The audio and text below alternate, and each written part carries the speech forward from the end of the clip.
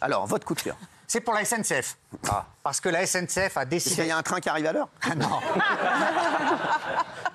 Elle a décidé officiellement de ne pas diffuser la... Attends, je me raconte un truc. Ah oui, je devais aller chercher un pote à la gare, je vous jure, samedi matin. Je vous jure que c'est vrai, il devait arriver à 11h23. Et normalement, je dois me préparer. Voilà, j'étais tranquillement en train de faire des trucs, je jouais, je faisais un tournoi de paddle, etc. Je devais aller chercher les gars, et à midi, je n'avais pas de nouvelles, mais j'étais pas du tout inquiet. Je savais que le train était prévu pour 11h23. Il est arrivé comme prévu à 12h45. Mais moi, j'étais tranquille. J'ai pas stressé un moment. Merde, il va arriver. Non, j'étais tranquille. J'ai dit, bon, c'est bon. Voilà. Oui. Ah oui, Gilles. J'ai un coup de cœur donc pour la SNCF. Il interdit officiellement la publicité pour le livre de Jordan Bardella. Voilà. Il n'y aura pas, sur les 500 panneaux qui étaient prévus, il n'y aura pas de publicité pour son livre.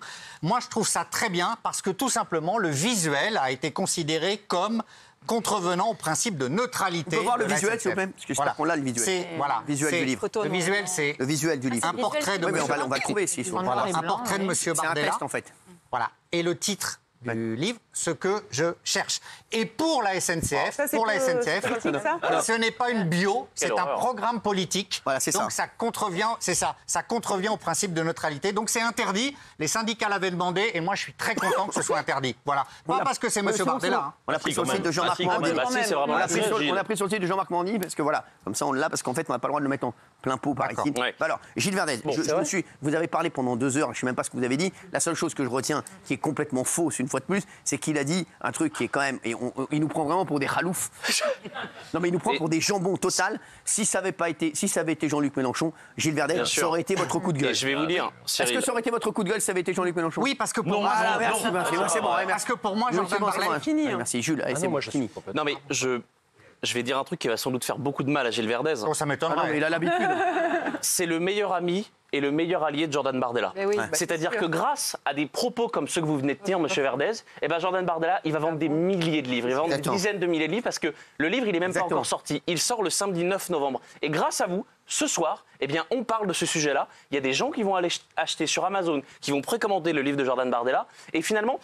À l'instant, vous venez de dire que la démocratie, la pluralité, c'était le plus important. Et finalement, là, ce que vous faites, Gilles Verdez, c'est de la censure. C'est tout simplement de la censure d'un livre. Elisabeth Borne, en ce moment, elle sort un livre, 20 mois à Matignon. Je suis pas sûr que vous ayez souhaité sa censure dans les gars. Non. François Hollande, il a sorti des livres. Nicolas Sarkozy, il a sorti des livres. Je ne suis pas sûr que vous appelez à censurer la publicité pour leurs livres. On m'a pas demandé mon avis. On a eu Tango, j'aimerais qu'on y cache quand même. Thomas Guénolé qui veut, lui, alors je vous rappelle, lui, il est venu à la base parce qu'en fait, on l'a connu parce que c'est un politologue, Thomas, qui voulait interdire le Rassemblement national. Donc là, le livre, alors lui, pour lui, il prend le livre, je vous explique, il veut même pas le voir, hein, c'est ça.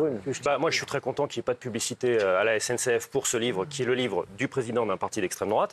Donc je suis très content, et moi, contrairement à Gilles, je tiens à le souligner, je ne me cache pas derrière mon petit doigt, je vous sors pas des arguments à la con, c'est parce que c'est le livre d'un président d'extrême droite que je suis content qu'il n'y ait pas d'affiche, et par ailleurs, je suis cohérent, puisque je trouve que ce parti n'est pas normal et n'est pas républicain, je pense qu'il devrait être interdit. J'ai cité le parti aussi. Non, le parti, lui, il veut carrément supprimer le parti. Donc absolument. Il faut interdire le Rassemblement national pour un critère précis, il ne faut pas faire n'importe quoi, c'est incitation à la haine envers la population d'origine maghrébine. Je vous ai déjà cité à chaque fois qu'il parle de submersion migratoire, c'est de l'incitation à la haine envers la population d'origine maghrébine. Parce que subversion migratoire en désignant l'immigration d'origine maghrébine, c'est expliquer qu'il y a un remplacement de la population qui est en cours, et ça, c'est désigner l'immigration comme des envahisseurs. C'est ça le problème. Il y a donc incitation à la haine. C'est simple. Thomas, c'est ici, c'est là. Non, mais il n'était pas là. Oui, mais les lunettes, oui, mais c'est moi qui...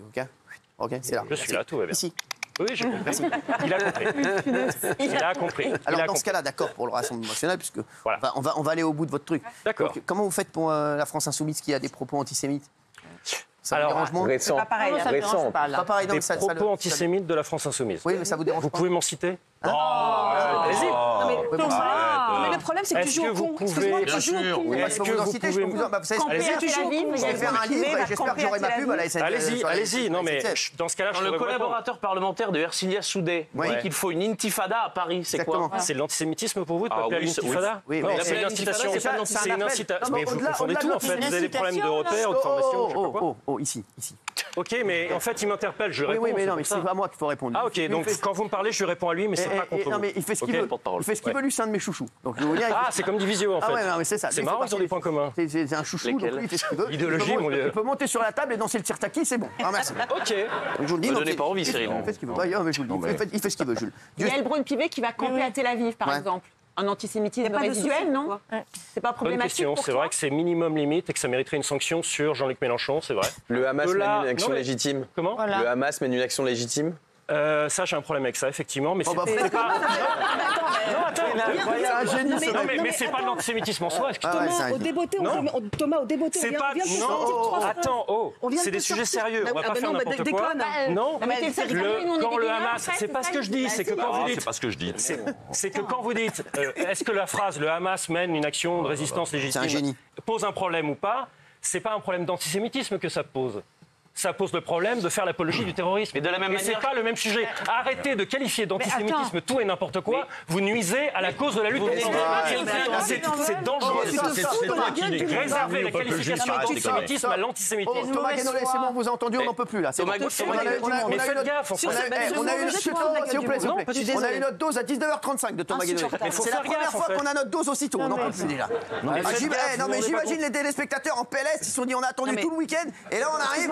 On revoit Thomas Guénolé. Alors là, je peux te dire, ils se disent ah ouais, quand même. Alors là, donc on va se calmer un peu. Vous reparlerez tout à l'heure. Pour l'instant, je pense qu'il a le culot de nous dire faites attention. Vous ne vous rendez pas compte. Excuse-moi. Sur les braises antisémitistes. Et toi, tu soutiens des gens comme Rima Hassan qui fait une carte, qui fait des meetings avec la carte de la Palestine ou même la carte d'Israël n'existe même plus parce qu'elle dit clairement qu'elle veut la destruction du peuple d'Israël et tu nous traites d'antisémites. J'ai pas le droit de te répondre. J'ai pas le droit de te répondre. Il n'y a pas le droit de te répondre. Vénaï, mais après. Non, mais quand tu dis faites attention à ce que vous dites, parce que vous ne savez pas ce que vous maniez comme. Excuse-moi, on sait très bien ce qu'on manie, et je pense que nos téléspectateurs de confession juive, par exemple, savent très bien ce dont on parle. Tu veux me dire ça à moi? Non, mais écoute, à toi et à tout le monde, je le dis. Oui, oui, non, je fais gaffe. Fais gaffe. Je fais gaffe à rien.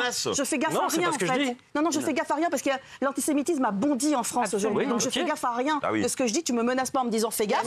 Quand je dis par ailleurs qu'à la France insoumise, oui, ils mettent une cible sur le dos des concitoyens juifs de France, je le pense et je suis sincère. Et quand Jean-Luc Mélenchon dit que l'antisémitisme est résiduel en France et que c'est une aberration de dire ça parce que ça... C'est antisémite, ça. Bravo, Bénaï. Oui, bien sûr. Mais vous vous rendez compte de ce que vous dites? C'est un déni du réel. Mais est-ce que vous vous rendez compte de ce que vous dites? Avoir une opinion sur la quantité d'antisémitisme en France, dire qu'il est résiduel, on est d'accord ou pas, mais c'est pas de l'antisémitisme. Jules Torres, c'est très drôle. L'antisémitisme est un propos négatif sur les juifs parce qu'ils sont juifs. C'est ça l'antisémitisme, enfin. Ou un acte, ça marche aussi. Guénolé, vous faites des phrases trop longues, on ne comprend pas. Elle est simple, celle-là. Faites des phrases aussi longues que sont courts vos cheveux. Merci. Ça, c'est possible, oui. C'est exceptionnel. Parce qu'on vient de nous dire que le RN qui dit aujourd'hui qu'il y a une submersion migratoire, c'est de l'incitation à la haine raciale. Jean-Luc Mélenchon qui dit l'antisémitisme est résisémiel aujourd'hui, c'est pas de l'antisémitisme. Oui, vous n'avez toujours pas argumenté. Vous n'avez toujours pas argumenté, c'est un problème. Qui vous a donné la parole? Ok. C'est pas votre mère ici, on n'est pas chez votre mère, je vous le dis. Merci. Moi, je suis sidérée quand même, Thomas. Jules, non mais faut que tu comprennes, mon chéri. Toi, tu t'énerves trop maintenant. Et trop, non mais je te jure, moi, je suis cool maintenant, je les connais. C'est de la mauvaise foi. Alors moi, j'ai la chance de ne pas être avec lui tous les soirs. Ah oui, c'est moi, ça y est, j'ai l'habitude maintenant, tu vois. Je te dis, j'ai l'habitude. J'aimerais bien avoir l'avis de Gilles Verdez là-dessus. Moi, j'ai toujours dit que la France insoumise, avec laquelle j'ai une grosse proximité idéologique, déconnait avec des relents antisémites. Mais ça vous dérange pas de voter pour eux? Voilà, non, ça n'a pas été jusqu'à me dissuader de voter pour eux. Voilà. Dommage. Je suis honnête. Parce que c'est pas une ligne rouge, parce que c'est résiduel. Non, mais laissez Valérie Bénaï. Non, mais je suis honnête, j'ai toujours dit ça. Ça n'a pas pour moi. C'est comme il y a un bon antisémite et un mauvais antisémite. Non, j'ai pas dit ça, Valérie. Il y a eu une tribune qui a été publiée dans ce sens-là. Gilles Verdez, c'est très grave ce que vous dites. Qu'est-ce que je dis? C'est plus grave. C'est limite plus grave que ce que dit Thomas Guénolé. C'est plus grave parce qu'en fait, vous êtes en train de dire, c'est pas grave. Ils ont des propos antisémites, mais ça ne me dérange pas pour voter pour eux. C'est pas grave, ça passe. C'est pas, voilà, je me dis, bon, c'est pas trop grave, ça va, c'est antisémite, ça va. J'ai pas dit qu'il y avait des propos antisémites, je suis désolé. S'il y avait au Rassemblement National, moi j'aimerais bien que vous me trouviez au Rassemblement National pour demain. J'aimerais que vous travailliez tous les deux, parce que vous allez travailler ensemble, tiens, les deux là, tiens. Faites gaffe. Les batailles et fontaines voilà, du rideau de douche. Merci. Vous allez travailler pour demain. Je veux que vous m'ameniez.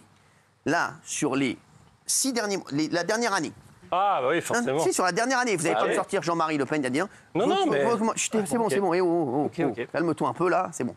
Vous allez me sortir sur la dernière année des propos racistes, de l'extrême droite, ou de Jordan Bardella, ou de Marine Le Pen, ou d'un gros responsable du Rassemblement national. Pour demain, vous allez me faire vos devoirs. Et je veux les devoirs aussi de Benaïm et de Géraldine. Je vais vous donner des devoirs le soir maintenant.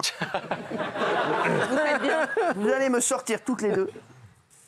S'il y a eu des propos antisémites de la France Insoumise, de gros responsables de la France Insoumise, sur la dernière année aussi. Pareil, d'accord. Donc on fait ça, et on verra ça demain, d'accord? On peut mettre Rima dedans? Bien sûr qu'on met Rima, bien sûr. Merci, c'est bon, merci pour vous. Ok, à demain. Merci, c'est bon, c'est bien. Après, moi, je suis quand même choquée. C'est fair play, comme ça, demain, on verra. Demain, je prendrai un tableau, je prendrai un petit paperboard et je vais voter. Ok. On fait ça demain, d'accord? Sur 2024. Quoi? 2024, les deux. Les deux sur 2024, on a dit. Les deux sur 2024. Si je peux gratter 3 mois. Merci. Les deux sur 2024. Oui, Géraldine. Non, je suis un peu choquée par le coup de cœur de Gilles et tu sais que j'ai jamais voté pour le RN, mais je veux le dire quand même. Je trouve que d'abord la CGT et les syndicats de la SNCF n'ont reçu aucun mandat du peuple. Tout à fait. Je trouve que c'est complètement autoritaire et arbitraire encore une fois. Et ensuite, la SNCF, c'est une entreprise publique. En fait, soit on fait dans la logique de Thomas Guénolé, qui est une drôle de logique, on interdit le Rassemblement national, mais tant que le Rassemblement national n'est pas interdit, je ne vois pas à quel titre la SNCF décide comme ça, de manière complètement autoritaire et arbitraire. Merci. Toi, tu peux faire de la pub et soit non. Voilà. Merci. Êtes-vous choqué? 87%. Merci au public. Merci. Jules Torres, vous êtes un soleil dans cette brume automnale. RIP Gauthier. Ouais. Non. Gauthier Lebray, il est toujours là. J'aime beaucoup Gauthier, mais il faut accepter. Il faudrait le mettre en noir et blanc avec de la musique, tu sais. Regarde le cinéma. Vous savez, la vie, c'est des rencontres, Cyril. La vie, c'est des rencontres, et vous savez... Et la vie, c'est des départs aussi. Exactement. Vous savez, cette émission est comme un aéroport. Il y a des départs et des arrivées. Merci, Jules Torres. Bon, je suis pas d'accord avec lui, mais je l'aime bien. Merci, on se retrouve dans un instant. Qui est ça qui va le jour, le coup de cœur de Géraldine Maillet.